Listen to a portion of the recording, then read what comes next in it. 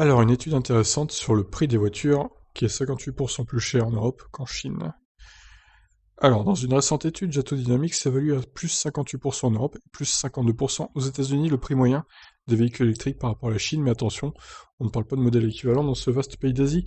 Les VE sont le plus souvent de taille inférieure et surtout, bon d'entre eux ne satisferaient pas aux exigences de normes de l'UE, d'Amérique du Nord.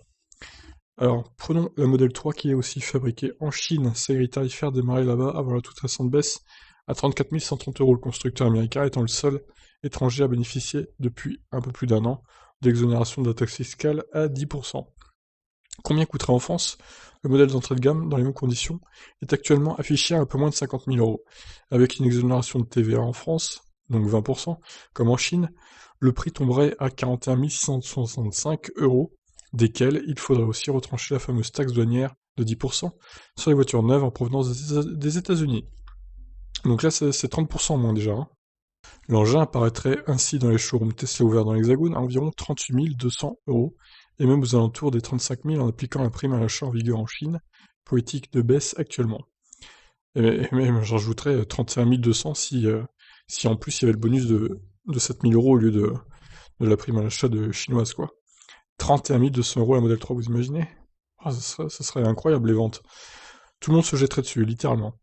Ce sont donc bien les diverses taxes applicables aussi aux véhicules électriques qui plombent leur prix en Europe, et en particulier en France, par comparaison avec le modèle asiatique. Selon Jato Dynamics, les automobilistes chinois ont le choix entre 138 modèles de voitures électriques contre 60 en Europe et seulement 17 aux États-Unis.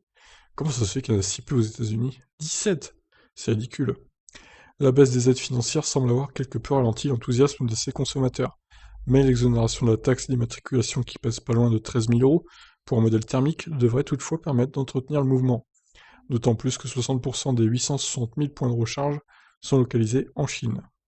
Quoi qu'il en soit, la présence sur le territoire de modèles bas de gamme, parfois très limite en termes de sécurité et de confort, favorise forcément l'accès à la mobilité électrique auprès d'automobilistes très avides de nouvelles technologies, aussi bien en matière d'appareils numériques, nomades, que de véhicules.